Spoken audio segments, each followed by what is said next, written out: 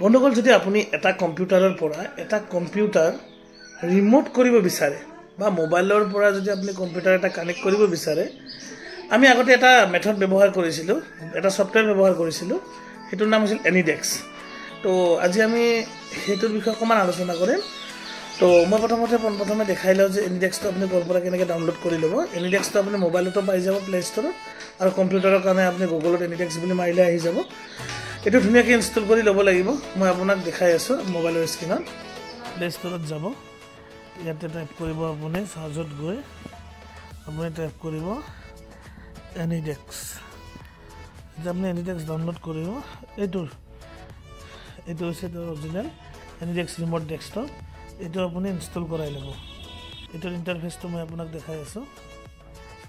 এইটোৰ ইণ্টাৰফেচটো বিশেষ একো নাই ইয়াত আপুনি এটা নম্বৰ দেখা পাব এই যে নম্বৰটো দেখিছে এই নম্বৰটো হৈছে আপোনাৰ এড্ৰেছ এই নম্বৰটো আপুনি কম্পিউটাৰত যেটো এনিডেক্স ডাউনলোড কৰিব তাতে টাইপ কৰি সাবমিট কৰিব লাগিব ঠিক তেনেদৰে আপুনি কম্পিউটাৰত এই এপ্লিকেশনটো ডাউনলোড কৰিবলৈ হলে আপুনি ক্ৰোমত যাব ক্ৰোমত গৈ মাৰিব এনিডেক্স প্ৰথম যেটো লিংক ইয়াতে দিয়া আছে এটা ক্লিক কৰিব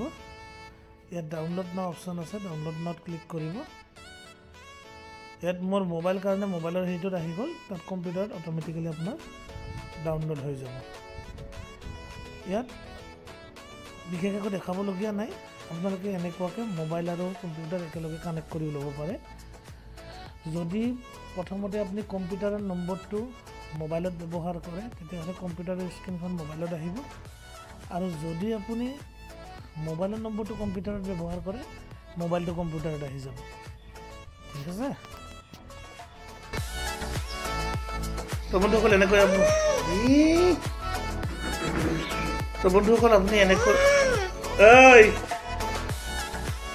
আপুনি এনেকৈ এটা মোবাইলৰ পৰা কম্পিউটাৰলৈ বা কম্পিউটাৰৰ পৰা মোবাইললৈ আপুনি স্ক্ৰিন শেয়াৰ বা ৰিমোট ডেস্কটপ কানেক্ট কৰিব পাৰে থ্যাংক ইউ সো মাচ